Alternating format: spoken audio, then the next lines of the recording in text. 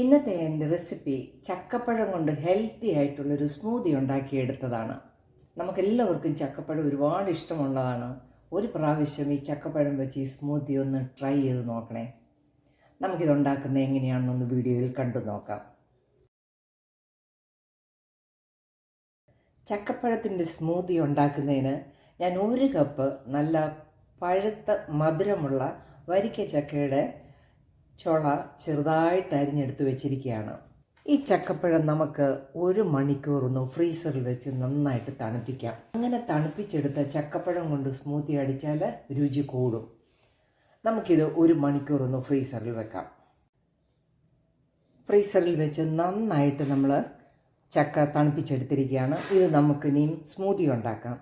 അതിനായിട്ട് ഞാൻ ഈ ചക്കപ്പഴം മിക്സിയുടെ ജാറിലേക്ക് ഇട്ട് കൊടുക്കുകയാണ്. ഇതിൻ്റെ കൂടെ തന്നെ 1 ടീസ്പൂൺ ഇൻസ്റ്റൻറ്റ് കോഫി പൗഡറും കൂടെ ഇട്ട് കൊടുക്കുകയാണ്. ഇൻസ്റ്റൻറ്റ് കോഫി പൗഡർ ഇട്ട് ഈ സ്മൂത്തിക്ക് നല്ല രുചിയായിരിക്കും. ഇതിലേക്ക് കുറച്ച് ഐസ് ക്യൂബ്സും കൂടെ ഇട്ട് കൊടുക്കാം.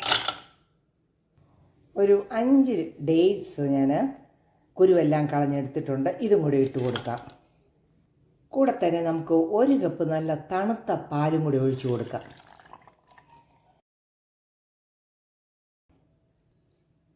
വേറെ ഇതിൻ്റെ കൂടെ പഞ്ചസാര ഒന്നും ചേർക്കേണ്ട. കാര്യം ചക്കപ്പഴവും ഡേറ്റ്സും ഒക്കെ നല്ല മധുരമുള്ളതാണ്.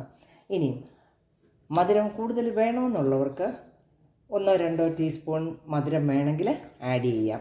നമുക്കിത് നന്നായിട്ടൊന്ന് അടിച്ചുകൊണ്ട് വരാം. നമുക്ക് ഈ ചക്കപ്പഴത്തിൻ്റെ സ്മൂത്തി ഒന്ന് നോക്കാം.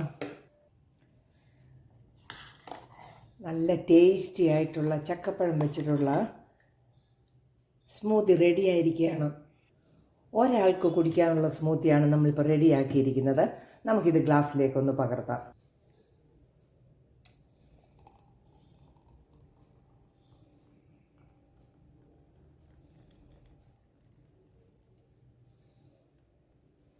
ഈ കോഫി പൗഡറും ചക്കപ്പഴവും വെച്ചുള്ള ഈ സ്മൂത്തിക്ക് നല്ല ടേസ്റ്റാണ്. ഞാനതൊന്ന് ഗാർണിഷ് ചെയ്യാനായിട്ട് കുറച്ച് ചക്കപ്പഴത്തിൻ്റെ ചെറിയ നുറുക്കുകളും ചെറിയും വെച്ച് ഗാർണിഷ് ചെയ്തെടുത്തിരിക്കുകയാണ്. കാണാൻ നല്ല ഭംഗിയും ടേസ്റ്റിയുമായിട്ടുള്ള ഈ ചക്കപ്പഴ കോഫി പൗഡർ വെച്ചുള്ള സ്മൂത്തി തണുപ്പോടുകൂടി കുടിക്കുന്നതാണ് നല്ല രുചി. എല്ലാവരും ഈ ചക്കപ്പഴത്തിൻ്റെ കോഫി പൗഡറിൻ്റെ തണുത്ത സ്മൂത്തി ഒന്ന് ട്രൈ ചെയ്യണം. എൻ്റെ വീഡിയോ ഇഷ്ടമായാൽ ചാനൽ ലൈക്ക് ചെയ്ത് സപ്പോർട്ട് ചെയ്യാൻ മറക്കല്ലേ. നാളെ നല്ല വീഡിയോയുമായിട്ട് വരുന്നത് വരെ ബൈ.